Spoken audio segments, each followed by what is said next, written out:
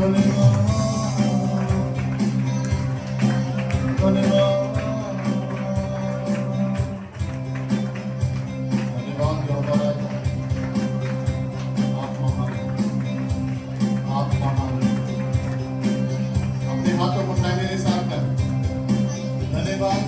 पिता यीशु मसीह के नाम से आज की सुबह के लिए धन्यवाद, धन्यवाद आपके अनुग्रह के लिए। आपने मुझे संभाला है, आपने मेरी अगुवाई की है। आपकी दया के लिए, आपके प्रेम के लिए मैं हृदय से धन्यवाद देता हूँ। अपने जीवन से आपके नाम को ऊंचा उठाता हूँ, आपके नाम को महिमा देता हूँ। पिता, मेरे जीवन से आपका नाम ऊंचा हो और प्रतिदिन निरंतर आप मुझ में बढ़ते चले जाएं, आप मुझ में बढ़ते चले जाएं। मैं छुपूं, आप दिखें, आपकी महिमा हो। मुझे तैयार करें शरीर में, प्राण में, आत्मा में। ओ पिता धन्यवाद, मैं आपकी संतान हूँ, मैं आपका बेटा हूँ, मैं आपकी संतान हूँ। धन्यवाद पिता, धन्यवाद पिता। अपने आत्मा को मुझे दे, अपने पवित्र आत्मा से मुझे भर दे, अपने पवित्र आत्मा का मसा मुझे दे। धन्यवाद पिता, मैं आपकी तारीफ करता हूँ। Thank you Jesus. Oh hallelujah.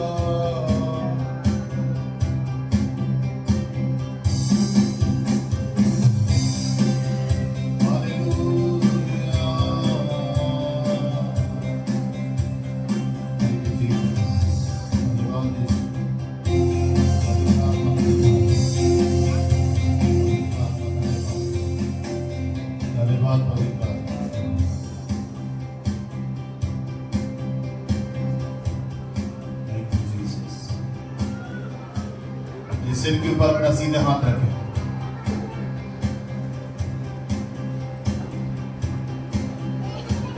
बोले यीशु मसीह, मेरे पिता, मेरे मन की आंखों को ज्योतिर्मय करिए, मेरी समझ को खोल दीजिए, जिससे मैं जान सकूं, समझ सकूं आपके वचन को। समझने में, जानने में आप मेरी सहायता करें। पवित्र आत्मा, आप मेरे गुरु हैं, मेरे पिता हैं, मुझे समझ दीजिए। धन्यवाद पिता, यीशु मसीह के नाम से आमीन, आमीन, आमीन।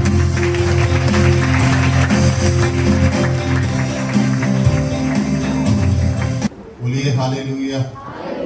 आनंदित हैं? यस।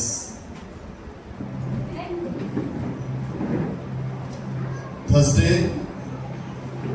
बृहस्पतिवार को शुरू से परमेश्वर ने हमसे बात की, स्टार्टिंग से, कि ये पृथ्वी कैसे बनी, कैसे पाप आया, कैसे अधर्म पृथ्वी के बनने के बाद आया। ये सेशन चल रहा है बृहस्पतिवार को, और इसे बृहस्पतिवार को ही मैं बताऊंगा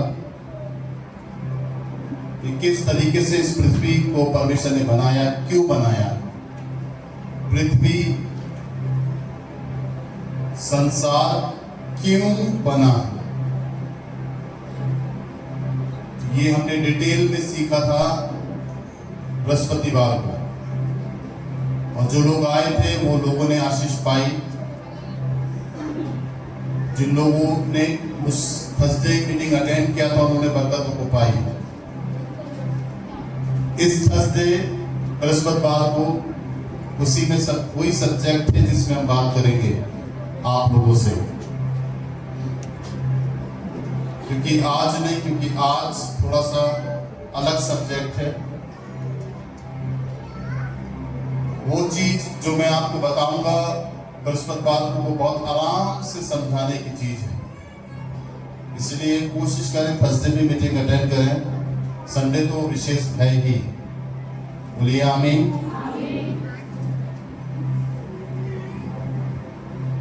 यूहन्ना रचित सुसमाचार उसका 14 अध्याय हम देख रहे थे बाइबल के अंदर। निकालिए यूहन्ना रचित सुसमाचार उसका 14 अध्याय।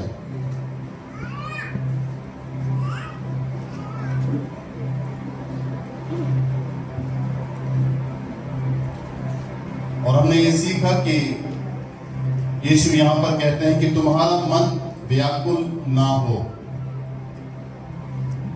क्या बोल रही है बाइबल? यीशु मसीह क्या कहते हैं?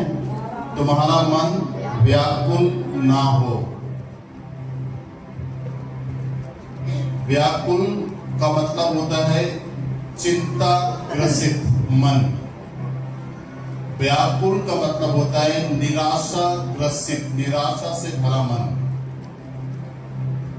व्याकुल का मतलब होता है घबराया हुआ, बेचैन।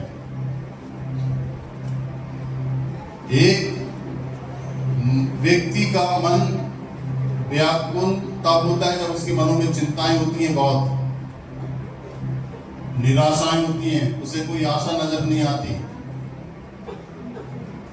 कोई मंजिल उसे नजर नहीं आता है कि आगे क्या होगा, कुछ समझ में नहीं आ रहा, आगे कैसे होगा, कुछ समझ में नहीं आ रहा। जब ये वाली बात आपके मन में आ जाए कि आगे क्या होगा, समझ में नहीं आ रहा है, मालूम नहीं, आगे कुछ रास्ता नजर नहीं आ रहा है, समझ में नहीं आ रहा है, जब ये वाली स्थिति आपके अंदर आ जाए, इसको कहते हैं व्याकुलता। आपके अंदर आपका मन व्याकुल है। यीशु मसीह कहते हैं तुम्हारा मन व्याकुल ना हो, चिंता ग्रसित ना हो, निराशा से भरा ना हो, आशाहीन नहीं होना चाहिए हमारा मन कि कोई आशा नहीं है हमारे पास। वो कहता है परमेश्वर पर विश्वास रखो और मुझ पर भी विश्वास रखो। परमेश्वर पर भी विश्वास रखो और वो कहता है मुझ पर भी विश्वास रखो। पहले परमेश्वर पर विश्वास रखने के लिए कहता है और फिर बोलता है मुझ पर भी विश्वास रखो। ये मैंने आपको बताया था। दूसरी आयत को देखें, वो ये कहता है मेरे पिता के घर में बहुत से रहने के स्थान हैं। इससे पहले कि स्थान के बारे में आपको बताऊं, वो कहता है कि परमेश्वर पर विश्वास रखो तो मुझ पर भी रखो। इसीलिए वो ये कह रहा है क्योंकि उसने परमेश्वर के बारे में बताया है लोगों को। वो कहता है कि मैं तेरे बारे में लोगों को बताता हूं और बताता रहूंगा। इसी पुस्तक के अंदर वो कहता है परमेश्वर तेरे बारे में मैं लोगों को बताऊंगा और बताता रहूंगा कि लोग तुझे जाने। तो उसने परमेश्वर को पहले आगे रखा और बोले कि परमेश्वर को तुम जानो, परमेश्वर पर तुम विश्वास रखो, क्योंकि उसने शुरू से परमेश्वर के नाम की नींव, बीज बोया है, नींव डाली है कि पिता ने मुझे भेजा है, मैं पिता का बेटा हूं। ठीक है। और वो ये कहता है कि जिस तरीके से तुम पिता पे विश्वास रखते हो रखो, मुझ पर भी वैसे ही रखो। जैसा पिता सच्चा है वैसे उसका बेटा भी सच्चा है। पिता धोखा नहीं देगा तो बेटा भी उसका धोखा नहीं देगा। विश्वास रखो।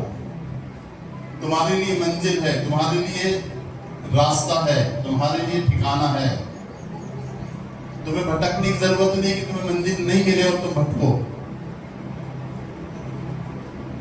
मार्ग तुम्हें बता दिया गया है, मार्ग यही है, उसके वचन यीशु मसीह, तुम्हें उसी में चलना है। और जब लोगों को मार्ग नहीं मिलता है, अलग अलग मार्ग लोगों को मिलते हैं, तो वो अलग अलग जगहों पे भटकते हैं, उनको मंजिल नहीं मिलती। मार्ग को मंजिल मंजिल में जाने के लिए लोग कितने प्रकार के कार्य को कर रहे हैं इस पृथ्वी के ऊपर, कितनी सेवा दान इस पृथ्वी के ऊपर लोग कर रहे हैं, परंतु उन्हें सच्चा मार्ग नहीं मिला और मंजिल नहीं मिली उनको। परंतु आपके पास सच्चा मार्ग है और आपके पास मंजिल भी है। बोलिए आमीन। मोक्ष की सबको चिंता है। इसीलिए देखिए, जब आदमी पैदा होता है, बच्चा होता है, पढ़ता लिखता है, जवान होता है, पढ़ता लिखता है, नौकरी करता है, नौकरी करने के बाद धीरे धीरे धीरे धीरे धीरे जब वो बढ़ता है, अनुभवी होता है, तब उसका मन आस्था की तरफ होता है। आस्था की तरफ एक व्यक्ति के मन को मुड़ने का सबसे बड़ा कारण यह है कि वो जीवन को देख चुका, टेस्ट कर चुका, चख चुका जीवन को जीकर। अब उसको आने वाले कल की चिंता की जब वो मरेगा तो क्या उसे मोक्ष मिलेगा?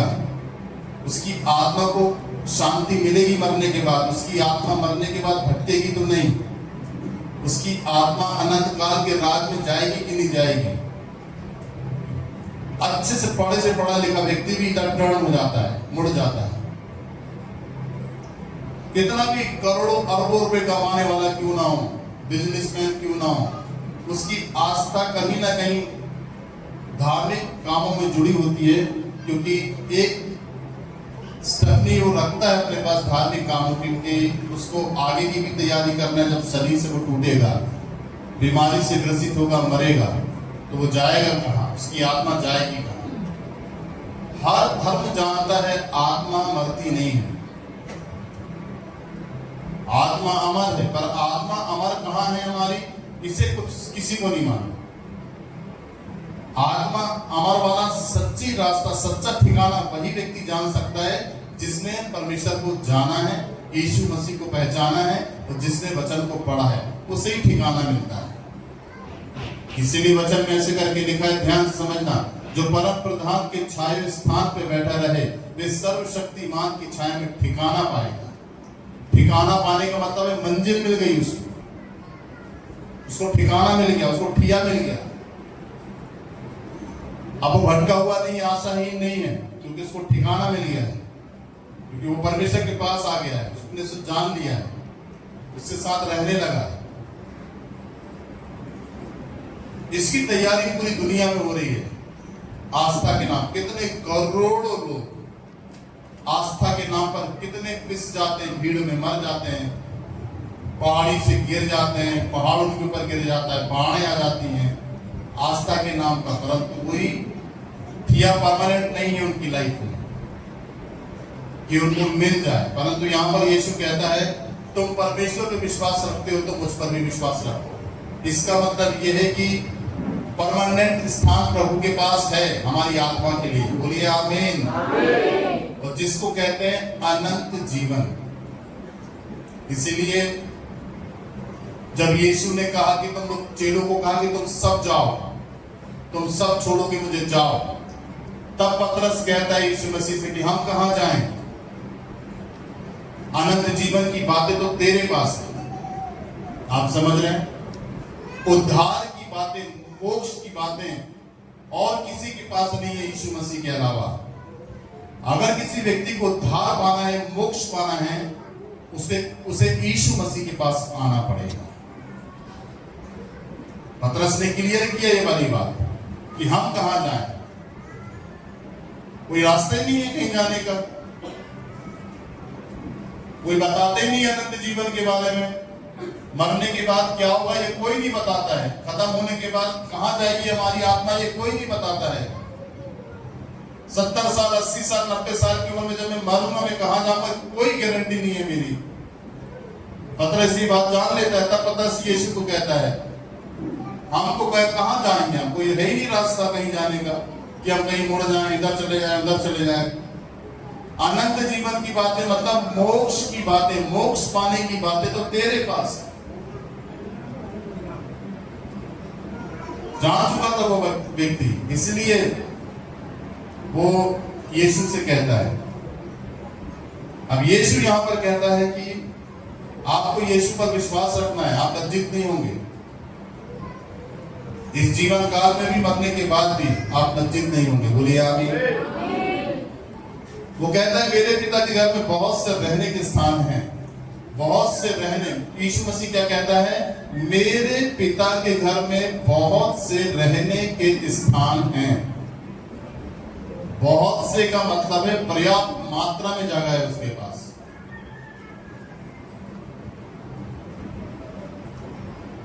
पृथ्वी के जितने भी लोग हैं सब चले जाए परमेश्वर के राज्य में तो भी जगह कम नहीं पड़ेगी, पर्याप्त जगह है परमेश्वर के राज्य में। जैसे एक महल होता है ना, महल बनता है, महल कोठी नहीं, महल, पर्याप्त जगह होती है उसमें। आप समझ रहे हैं? ताजमहल देखा ना, पर्याप्त जगह है, बाहर भी अंदर भी पर्याप्त जगह है, कितनी भी भीड़ आ जाए कोई दिक्कत नहीं है, जगह इतनी है। पूरे विदेश से लोग आते हैं, पूरे दुनिया से लोग उसे देखने आते हैं प्रत्येक दिन। तो भी किसी ने यह शिकायत नहीं की ताजमहल को बड़ा करो क्योंकि जगह छोटी है। जब इस ताजमहल में इतनी पर्याप्त जगह है कि लाखों आदमी आराम से घूम लेगा उसमें, तो स्वर्ग की बात आप भूल जाओ। ये तो पृथ्वी है जरासी, जिस जरासी कंकड़ के बराबर पृथ्वी है और उसमें ताजमहल बना हुआ है, वो तो स्वर्ग है। उसमें कितनी जगह नहीं होगी हमारे रहने के लिए। आमीन बोलिए। इसलिए वो कहता है कि मेरे पिता के घर में बहुत से रहने के स्थान, बहुत है। बहुत का मतलब होता पर्याप्त। आगे देखिए, आगे वो कहता है यदि ना होते तो मैं तुमसे कह देता, यदि जगह नहीं होती तो तुमसे कह देता मैं कि जगह नहीं है। जगह है, बहुत जगह है। ऐसी कितनी पीढ़ियां, कितने करोड़ों खरबों लोग बस जाएंगे स्वर्ग में, तो भी जगह कम नहीं पड़ेगी। इतना बड़ा उसका महल है, इतना बड़ा राजपाट है उसका, इतनी बड़ी प्रॉपर्टी है स्वर्ग में उसकी। आगे देखिए, आगे लिखता है क्योंकि मैं तुम्हारे लिए जगह तैयार करने जाता हूं। इसको समझना है आप। बोलिए यीशु मसीह ने कहा, इसीलिए मैं तुम्हारे लिए जगह तैयार करने जाता हूं। अब जगह तैयार करेगा वो,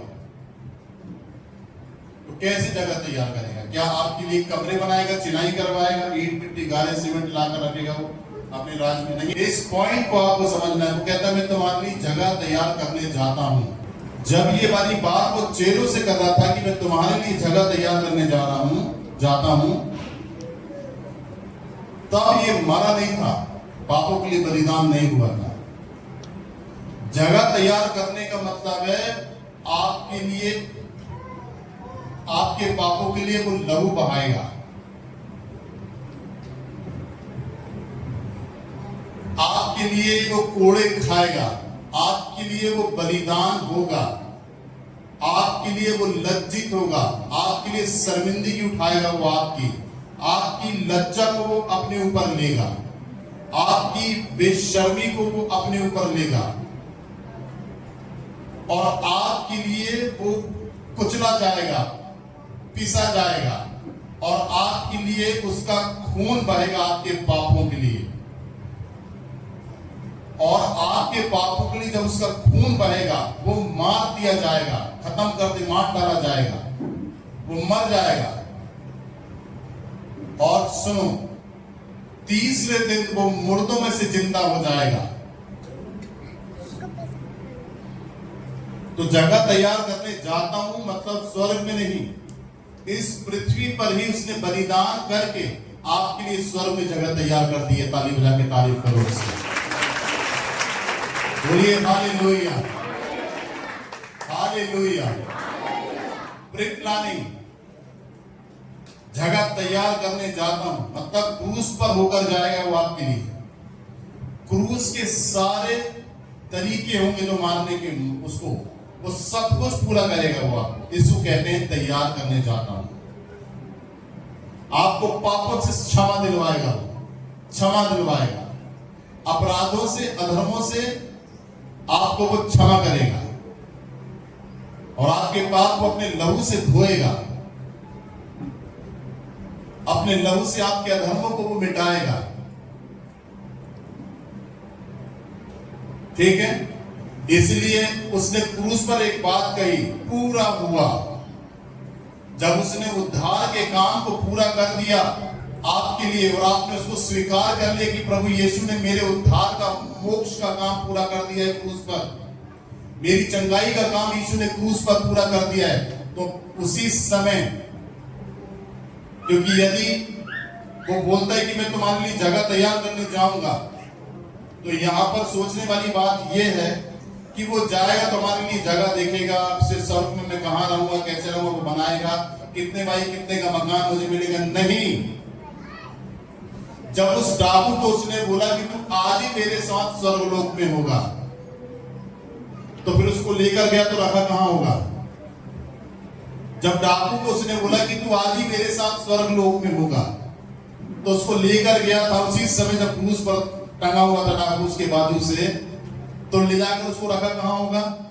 नहीं, पहले से ही जब डाकू ने स्वीकार कर लिया यीशु मसीह को, अपने पापों को उसने यीशु के सामने मान लिया, उसने अपने अधर्मों को यीशु मसीह के सामने मान लिया, उसी समय उसके लिए जगह तैयार हो गई स्वर्ग में। हालेलुया।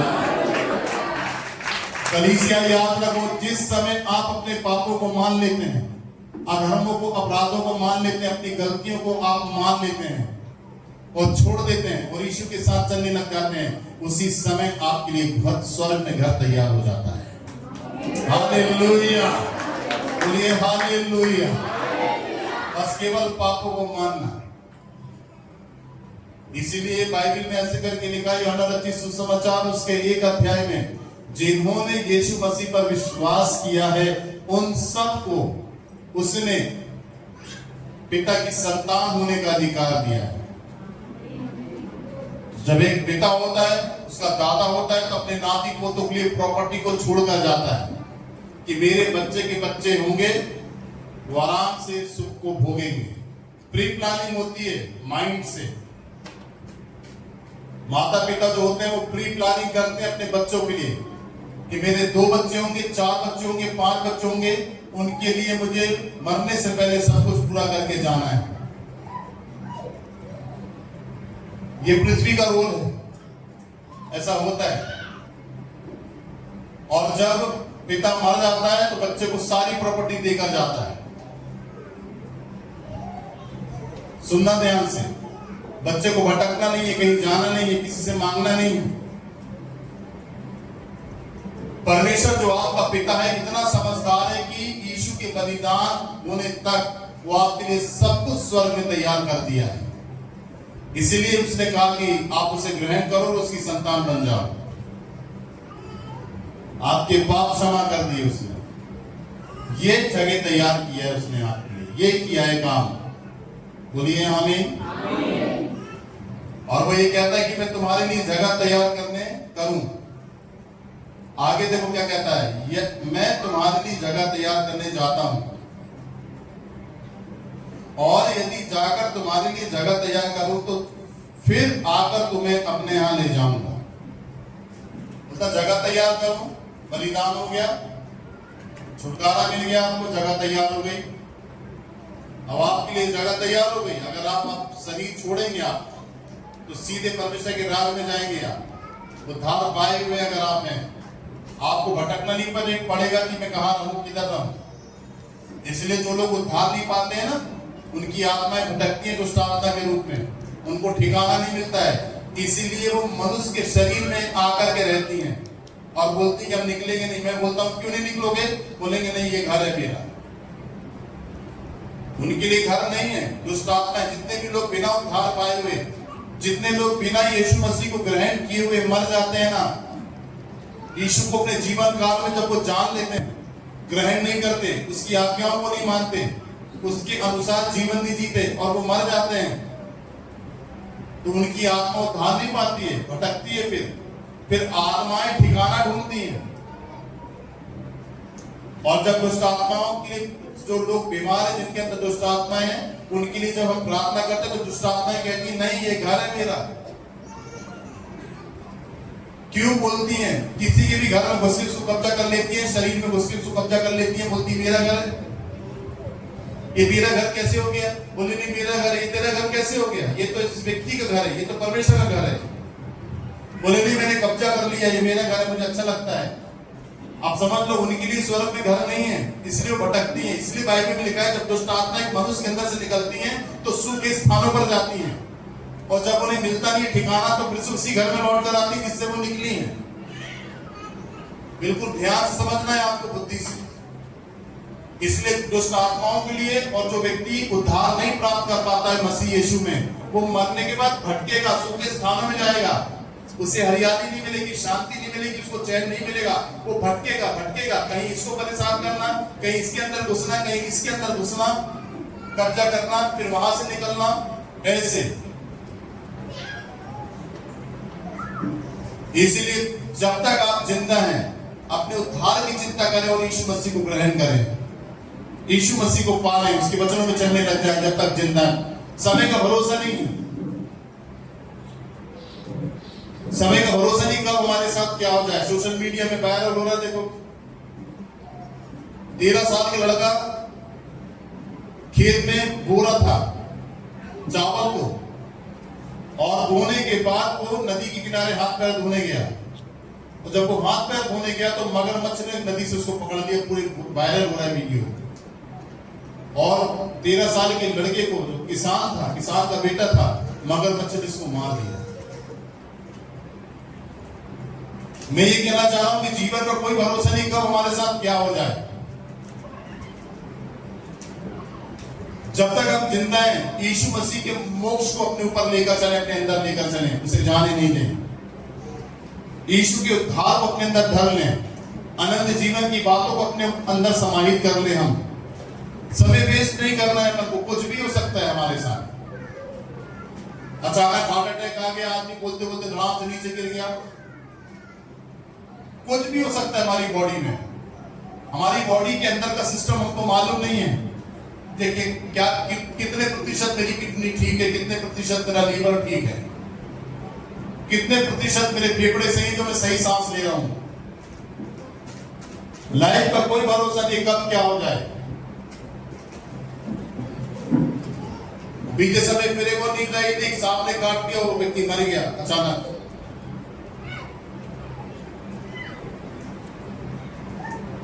कहने का मतलब ये है कि आप एट ए टाइम तैयार रहें, उद्धार को धर लें अपने अंदर, अनंत जीवन को धर लें, उसको जाने नहीं दें, मोक्ष को पालें, आप रिसीव कर लें। समय का कोई भरोसा नहीं है। बोलिए आमीन, हालेलुया। अब वो ये कहता है कि यदि मैं तुम्हारे लिए जगह तैयार करूं, यदि ना होते तो मैं तुमसे कह देता, क्योंकि मैं तुम्हारे लिए जगह तैयार करने जाता हूं। आगे देखिए 13 में, यदि मैं जाकर तुम्हारे लिए जगह तैयार करूं तो फिर आकर तुम्हें अपने यहां ले जाऊंगा। वो कहता है अगर मैं तुम्हारी जगह तैयार करूं तो दूसरा टर्निंग है उसका, लौटने का। वो आएगा और आपको आकर लेकर जाएगा। बोलो आमीन।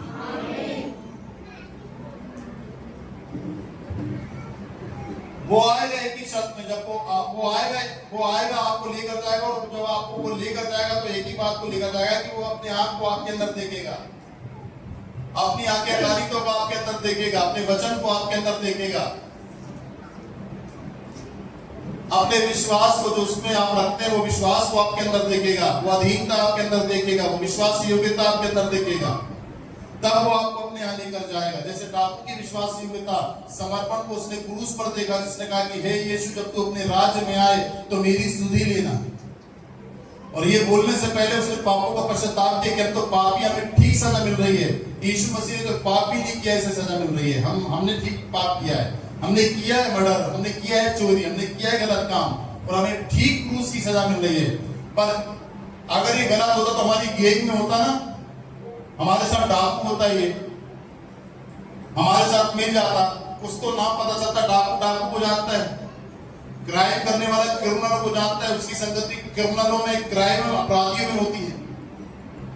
एक गुंडा दूसरे नगर के गुंडे को जानता है, तीसरे नगर के गुंडे को जानता है कौन सा गुंडा कहां रहता है। एक वकील जानता है कौन सा वकील कैसा है, कहां कौन सा वकील बैठता है। एक जज जानता है एक जज कहां बैठता है, कौन सी पोस्ट में किस अधिकार में है। जिस लाइन के बंदा रहता है उस लाइन को वो जानता है। तभी ये डाकू की लाइन में था, चोर अपराधी की लाइन में था, तो अपराधियों को जानता था कि अपराधी कौन कौन है, कौन कौन गलत है। तभी ये क्लियर करके बोलता है कि अरे ये तो अपराधी तो नहीं, ये तो हमसे कभी हम तो कभी से देखा ही नहीं, हम तो सारे अपराधियों को जानते हैं। ये कौन है? ये नहीं है अपराधी, ये नहीं है चोर डाकू। इसको जबरदस्ती क्रूस पर चढ़ा दिया गया है, इसने गुनाह नहीं किया है। गुनहगार तो हम हैं, हमने किया है गुनाह, तो हमको क्रूस पर चढ़ा दिया गया है। ये की गाल था इसको मन फिराने का। और फिर यीशु से कहता है, यीशु जब तू अपने राज में आए, उसको मालूम था यीशु का राज आएगा एक दिन। उसने मरने से पहले जल्दी से तैयारी कर ली। उसका प्राण जब निकले कुछ घंटों के बाद उसने तैयारी कर ली, बिफोर तैयारी कर ली। उसने वेट नहीं किया ये कब मरेगा, हो सकता दूसरे दिन मरे, हो सकता नहीं भी मरे, हो सकता तरस जाए किसी सैनिक पुरुष से उसको तान ले, हो सकता नहीं मरे, हो सकता 3 दिन बाद मरे, तड़प तड़प की मरे, हो सकता सैनिक लोग उसे क्रूस पर टंगे रहेंगे नहीं मारे।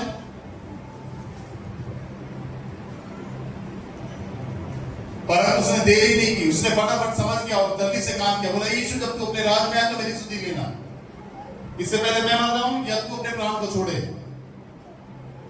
देखिए, और उसने जल्दी से बोला और यीशु फट से उसको कहता है कि तू आज ही मेरे साथ स्वर्ग लोक में होगा। उद्धार पाने में देरी नहीं करना चाहिए, भलाई चंगाई मिलने में देरी हो जाए तो क्या हो जाए। उद्धार मिलने में हमको देरी नहीं मिलना चाहिए, भलाई आशीष पाने में देरी मिल जाए तो मिल जाए। कल की मिलने वाली आशीष परसों मिल जाए वो कोई दिक्कत नहीं, परंतु उद्धार अगर आज है तो आज ही हमको उद्धार चाहिए। अगर मैं आशीषित नहीं हुआ, मैं चंगा नहीं हुआ, मैंने छुटकारा नहीं पाया तो मुझे उद्धार मिला तो मैं उद्धार पा दूंगा। चंगाई की चिंता नहीं कर, तो चंगाई मिलती रहे नहीं मिले कोई बात नहीं, पर मेरे को मेन उद्धार चाहिए। बोलिए जोर से हालेलुया। अब यहां पर देखिए क्या कहता है वो, और यदि मैं जाकर तुम्हारे लिए जगह तैयार करूं तो मैं अपने यहां ले जाऊंगा, और अगर मैं तुम्हारे लिए जगह तैयार करूं तो तुम्हें आकर, अब दोबारा वो आएगा बादलों में, आने वाला है, पूरी दुनिया में हंगामा है उसका, और वो आएगा अपने लोगों को, और अपने लोगों को एक ही शब्द लेके जाएगा जब उनके अंदर विश्वास देखेगा, उनके अंदर वो अपनी आत्मिक क्वालिटी को देखेगा, आज्ञाकारिता को देखेगा, प्रेम को देखेगा, तो अपने यहां ले जाएगा। बहुत से लोग भरवा दिए जाएंगे अंतिम दिनों में यीशु के आने से पहले। बहुत से लोग विश्वास से पीछे हट जाएंगे, बहुत से लोग दो नावों में पैर रखकर चलने लग जाएंगे। पर जब वो आएगा तो हर एक व्यक्ति को देखेगा, और बाइबल में ऐसे लिखा है कि जब वो आएगा तो हर एक आंख उसको देखेगी। जो विश्वास से हट गए, जिन्होंने यीशु को चलते चलते छोड़ दिया, जिन्होंने यीशु को चलते चलते त्याग दिया, उसकी आज्ञा नहीं मानी, अपनी मनमर्जी से चले, संसार के दबाव से, लोगों के डर से, जिन्होंने यीशु को त्याग दिया, वो आंख भी उन्हें देखेगी, यीशु को देखेगी, पर यीशु उनको छोड़ देगा उस समय, क्योंकि उनके अंदर विश्वास नहीं पाएगा। आज्ञाकारिता, दीनता और विश्वास की क्वालिटी उनके अंदर दिखाई नहीं देगी। और जिनके अंदर विश्वास की क्वालिटी दिखाई देगी, जो विश्वास से परिपक्व हो जाएंगे, लोग मजबूत रहेंगे, परेशानी आने दो, सताव आने दो, दिक्कत आने दो, मुसीबत आने दो, खाना मिले चाहे ना मिले, भूखे रहे, पर यीशु को नहीं छोड़े, उनके अंदर विश्वास को देखेगा वो, और आएगा उनको अपने साथ उठाकर ले जाएगा। हालेलुया। वो कहता है मैं आकर तुम्हें ले जाऊंगा। वो कहता, अब देखो, अब वो ये कहता है कि मैं ले जाऊंगा, तो वही व्यक्ति जाएगा तो उसके बराबर होगा, उसके जैसा होगा। ठीक, आगे देखिए, आगे लिखता है ले जाऊंगा कि जहां मैं रहूं वहां तुम भी रहो। कोई अलग स्थान नहीं दिया है उसने मेरे और अपने रहने का, कोई एनर्जी नहीं है उसको आपको अपने साथ रखने में।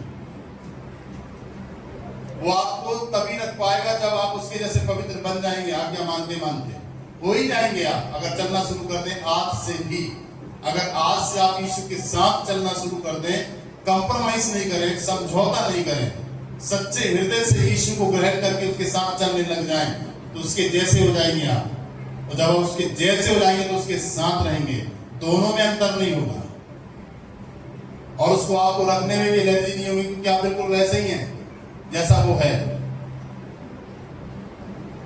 जैसा वो सोचता है वैसे तुम भी वैसे ही सोचोगे, तो अंडरस्टैंडिंग में फर्क नहीं होगा। एक अंडरस्टैंडिंग होगी, दोनों की समझ एक होगी। तो अगर तुम्हारे अंदर अप एंड डाउन होगा, 10 19 20 होगा, पहली बात 19 20 में वो लेके जाएगा नहीं, मिसअंडरस्टैंडिंग क्रिएट होगी स्वर्ग में। फिर जब वो अपने साथ तुमको रखेगा तो तुम कुछ और मांगोगे, वो कुछ और देना चाहता है, तुम स्वर्ग में आनंद में रहोगे तो कुछ और बात रहेगी, तो वो एडजस्ट नहीं हो पाओगे, तुम उसके एडजस्ट नहीं हो पाओगे उसके साथ कि तुम सहलो या उसके साथ चलो। जब पृथ्वी पर रहकर अकेले यीशु के साथ रहकर यहाँ पे एडजस्ट नहीं हो पा रहे हैं आप प्रभु के साथ, तो स्वर्ग में जब उसके साथ रहोगे तो कैसे हो पाएगा? यहाँ पर सीखना है आपको, उसके साथ सेट होना है। इसलिए तकलीफ, परेशानी, दिक्कत, मुसीबत वो आपकी लाइफ में डालता है, इसलिए डालता है कि आपको तैयार कर दे वो अपने राज्य के लिए। और बहुत सारे लोग तकलीफ, परेशानी, तो मुसीबत देखकर डर जाते हैं, यीशु को छोड़ देते हैं, चर्च में आना बंद कर देते हैं, लोगों के डराने से, लोगों के दबाव से प्रभु को छोड़ देते हैं। तो अब ऐसे लोग जो प्रभु को छोड़ देते डर के कारण, वो कैसे उसके साथ एक साथ रहेंगे? वो तो डरता नहीं है। बोलिए जोर से हालेलुया, हालेलुया, हालेलुया। वो तो डरता नहीं है।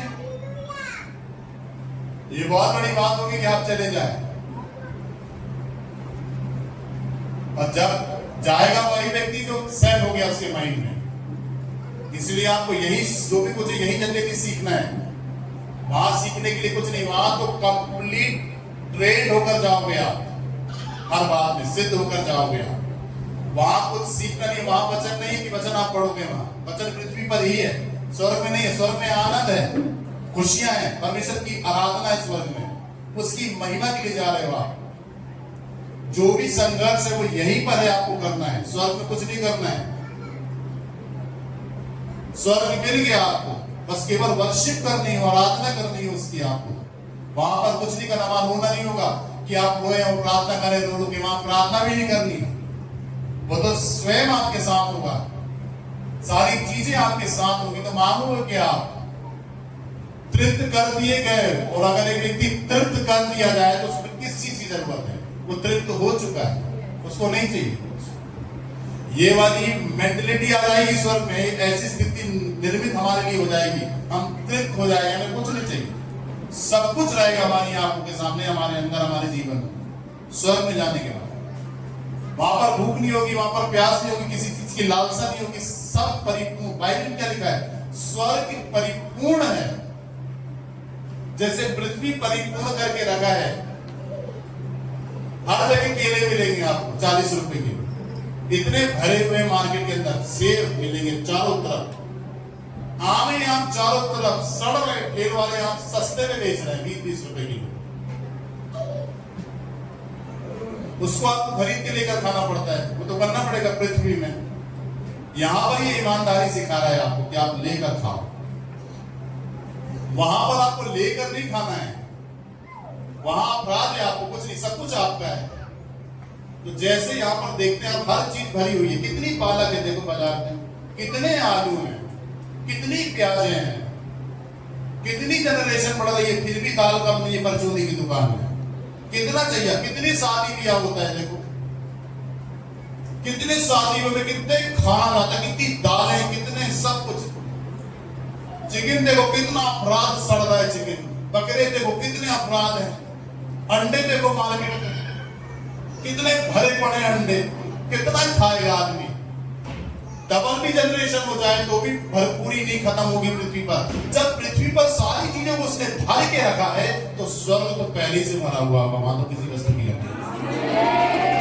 हालेलुया, बोलिए प्रेज द लॉर्ड। वो तो अकाल तो उसकी मर्जी से पड़ता है, जब वो अकाल दे देश के अंदर, वो अपनी मर्जी से देता है। इसलिए आप जाएंगे तो वो आपके साथ रहेगा, वो कहता है मेरे साथ, मैं तुम्हारे साथ रहूंगा, वो आपके साथ रहेगा। आपके साथ रहने का मतलब है जहां वो रहेगा आप उसके साथ रहेंगे, आपके साथ रहेगा वो। उसको कोई लेने नहीं है आपको अपने पास रखने में, कोई दिक्कत नहीं है उसको, वो आपको अपने पास रखेगा, वो आपके साथ रहेगा, कोई दिक्कत नहीं है, बिल्कुल करीब रहोगे आप उसके बाजू से, आपके अंदर है वो, आपके साथ रहेगा। वो आमीन बोलिए। जहां वो रहेगा वहीं आपको भी रखेगा। जिस पलंग में वो सोएगा वहीं आपको भी सुलाएगा वो बाजू से। लोग जिस कुर्सी में बैठेगा वो आपको भी बैठाएगा वहीं। और लोग जो उसका है वो सब उसके पिता का है, और जो उसके पिता का है वो सब कुछ उसका है, और जो कुछ उसका है वो सब कुछ आपका है। आमीन बोलिए आमीन। परमेश्वर आपके मन की आंखों को ज्योतिर्मय करे, समझ को खोल दे। बिल्कुल बैलेंस बना के चल रहे हैं ना आत्मिक जीवन को। पता नहीं चंगाई में घुस गए तो गए काम से, चंगाई में घुस गए, छुटकारे में घुस गए, और उद्धार से वंचित हो गए तो गए। आप समझ रहे हैं कि नहीं? बहुत सारी चीजें सुधार बदलाव के लिए परमेश्वर हमारे जीवन में करता है। यीशु मसीह लाजर का दोस्त था। लाजर यीशु मसीह का दोस्त था।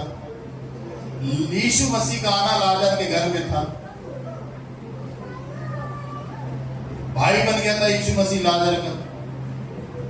फिर मैं कहता हूं फिर लाजर बीमार क्यों पड़ा जब यीशु दोस्त था उसका? सोचो ना।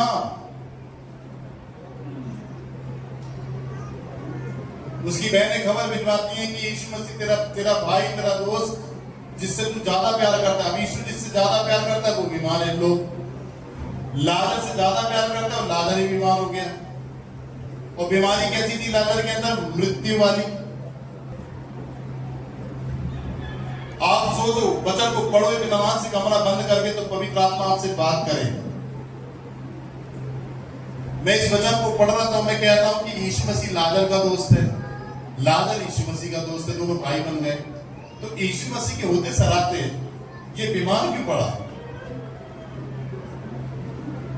और बीमारी ऐसी थी कि उसका इलाज नहीं हुआ और उसी बीमारी में मर गया वो। सुनो, तो बहनें खबर भेजती हैं,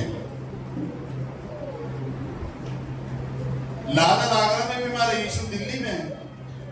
तो बहनों ने दिल्ली में खबर भेजा यीशु के पास कि तेरा भाई जिससे तू अधिक प्रेम करता है वो बीमार है, जल्दी से देखने आ जा। खबर जब परिवार में भेजी जाती है, जब बात से निकल जाती है, रिश्तेदारों में एक परिवार की खबर बीमारी की तब भेजी जाती है जब हाथ से बात निकल जाती है कि अब इसका कुछ होने वाला नहीं है, मरने वाला है, सबको खबर दे दो। होता है कि नहीं होता है? फिर सब में खबर आती है, फिर लोग देखने आते हैं, मिलने आते हैं, भैया मिल लो, आजकल का ये जाने वाला है।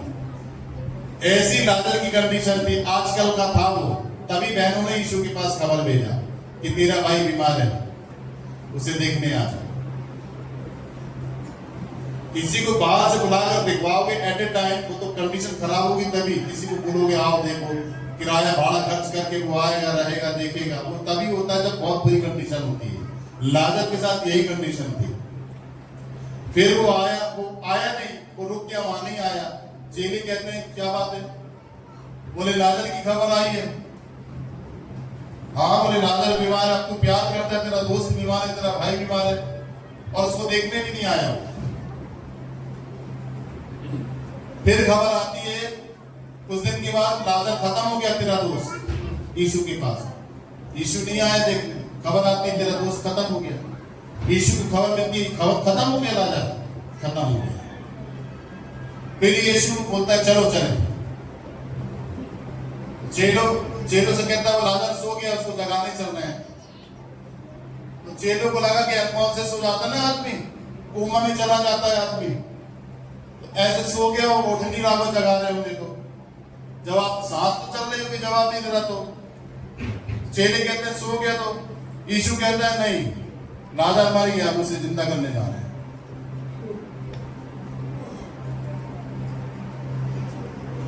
सबसे बड़ी समस्या बीमारी नहीं है, सबसे बड़ी समस्या है मृत्यु।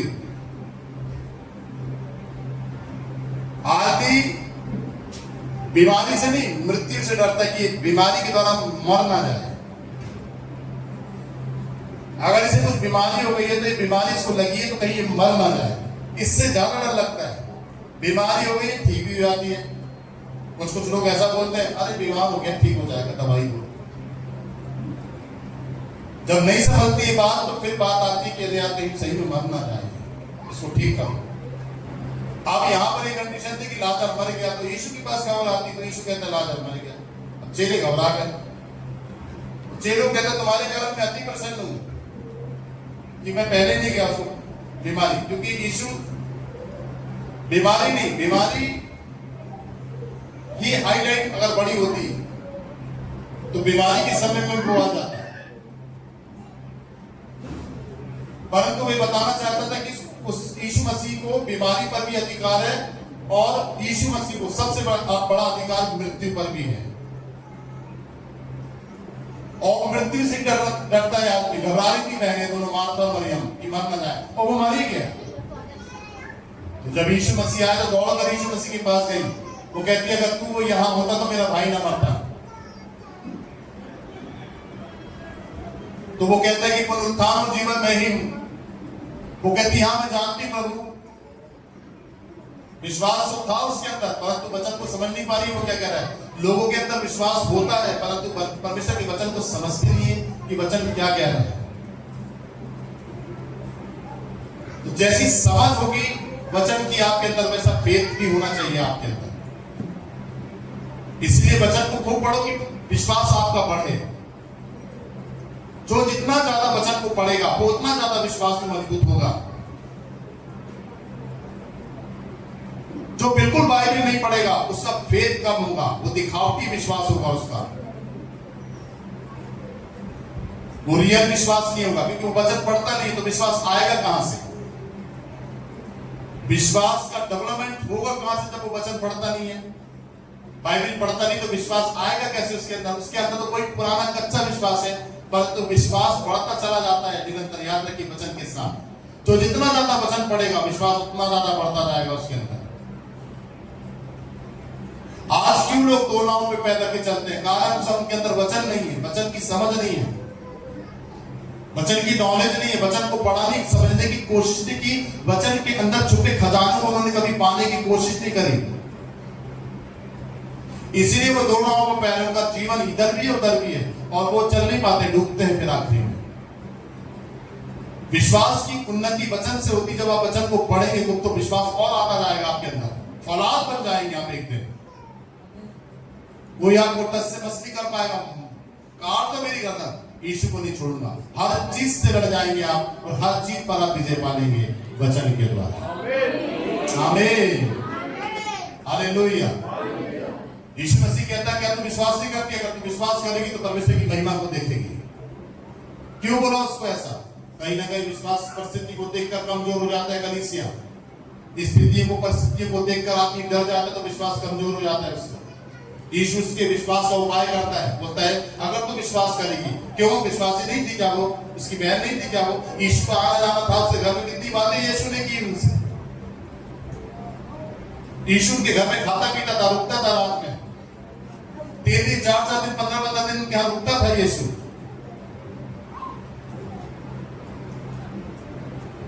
तो विश्वास नहीं पड़ा उसका। अब ऐसी बात करेगी जब तू अपनी महिमा में आएगा तब मेरा भाई जी उठेगा, जब तू दूसरे आगमन में आएगा बादलों में तब मेरा भाई जी उठेगा। यीशु अभी की बात कर रहा है कि तेरा भाई अभी जी उठेगा। तो विश्वास ऐसे भी पाया किया कि देखो उसका कि तू विश्वास करेगी तो परमेश्वर की महिमा को देखेगी। हम आज परमेश्वर की महिमा को अपने जीवन में देख सकते हैं यदि आज मेरे अंदर ठोस विश्वास आ जाए प्रभु के प्रति। आज ही मैं परमेश्वर के बड़े बड़े कामों को अपने जीवन में होता हुआ देखूंगा। आमीन। ये मेरे ऊपर है कि मैं देखूं कि नहीं देखूं। इसलिए नथानिएल को यीशु मसीह कहता है कि तू अंजीर के पेड़ पर बैठा हुआ था। ओ बाप रे, तुझे कैसे पता मैं अंजीर के पेड़ के नीचे बैठा था? अच्छा, जब मैंने बताया तब तूने विश्वास किया। जब मैंने बताया कि तू अंजीर के पीछे नीचे बैठा हुआ था पेड़ के, तू सोच रहा था, तब तूने विश्वास किया। ऐसे नहीं किसने आके तुझे बताया कि हमें भविष्यवक्ता मिल गया है, मसीहा मिल गया है। उससे वो कहता है कि इस्राएल के अंदर कोई अच्छी वस्तु आ सकती है क्या? परखने के लिए दौड़ा चला गया, विश्वास नहीं किया। बहुत सारे लोग परखने के लिए यीशु को आते हैं, विश्वास नहीं होते हैं उनके अंदर। और जो लोग परखने के लिए आते हैं वो लोग विश्वास में आ भी सकते हैं और गारंटी नहीं है नहीं आ। जो परखने के लिए आते हैं बोलिए जोर से हालेलुया। और वो आया और यीशु कहता है, ये चेले कहते हैं ये मसीह है, सामने खड़ा था। बोले ये इजराइल का भविष्यवक्ता है। यीशु को देखता है नथानिएल,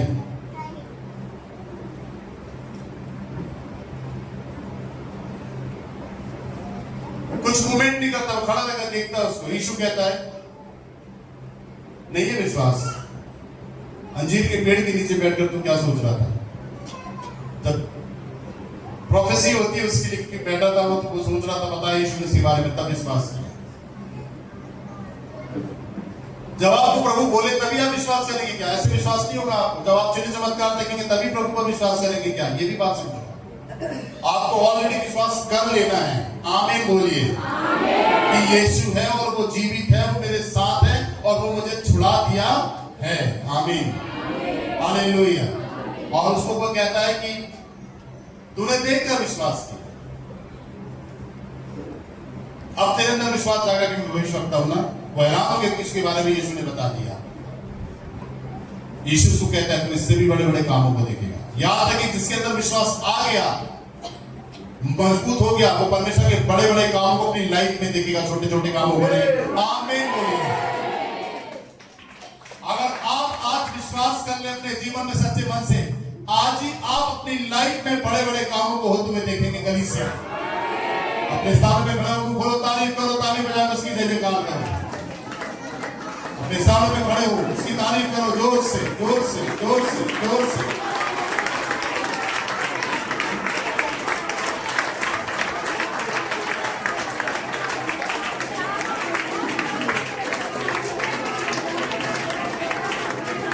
विश्वास आपको करना नहीं है, विश्वास आप कर चुके हैं।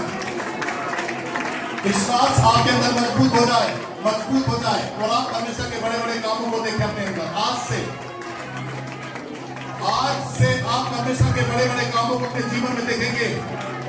आपके विश्वास के द्वारा देखेंगे आप, आपके विश्वास के द्वारा आप देखेंगे। बोलिए मैं अपने विश्वास के द्वारा यीशु मसीह के बड़े बड़े कामों को देखूं अपने जीवन में। अपने जीवन में यीशु मसीह के बड़े बड़े कामों को होता हुआ देख रहा हूं मैं। आपको बड़े बड़े काम अपनी लाइफ में देखे नहीं, अभी तक आपकी जिंदगी में नहीं हुए, अब होना शुरू होंगे। आमीन बोलो, ग्रहण करो, जोर से ताली बजा के तारीफ करो। ओ Jesus, Jesus, Jesus, Jesus, Jesus, Jesus, Jesus, Jesus, Jesus, Jesus. बोलो मैं विश्वास कर चुका, मैं विश्वास में आ चुका, मैं विश्वास करता हूं, मैं यीशु पर विश्वास करता हूं। अब मेरा विश्वास डगमगाने का नहीं है, मेरा विश्वास फिसलने का नहीं है। मैं दो नाव पे विश्वास वाला भी विश्वासी नहीं हूं। मैं एक नाव पर, यीशु की नाव पर, यीशु के साथ विश्वास करता हूं, कर चुका हूं कि वो मेरे साथ है। अब मेरे जीवन में जो कुछ होने वाला था, जो पूरा मेरे जीवन में होने वाला था और जितना मेरे जीवन में पूरा हो चुका है, अब वो हो चुका है। आज से मेरे जीवन में नई बातें शुरू होंगी, नई नई चीजें शुरू होंगी और यीशु मेरे जीवन में अपनी महिमा को प्रकट करेगा। आज से मैं परमेश्वर के बड़े बड़े कामों को देखूंगा। आज से मैं अपने जीवन में परमेश्वर के बड़े बड़े कामों को देखूंगा, क्योंकि मैं यीशु मसीह पर विश्वास कर चुका। मुझे बार बार विश्वास बढ़ाना नहीं, मेरा विश्वास बढ़ रहा है और बढ़ चुका है। यीशु मसीह के अलावा मैं किसी पर विश्वास नहीं करता हूं। मेरी पूरी आस्था, मेरा पूरा समर्पण मसीह यीशु में है। अब जो भी मेरे साथ होगा मसीह यीशु के अधिकार में होगा, उसके कंट्रोल में होगा और कोई हानि नहीं होगी। मेरी जितनी हानि होनी थी, मुझे जितना बर्बाद होना था, मुझे जितना लज्जित होना था, मेरे जीवन में जितनी शर्मिंदगी आनी थी, आ चुकी है, अब नहीं आएगी। शर्मिंदगी का दिन, बदनामी का दिन, लज्जा का दिन आज से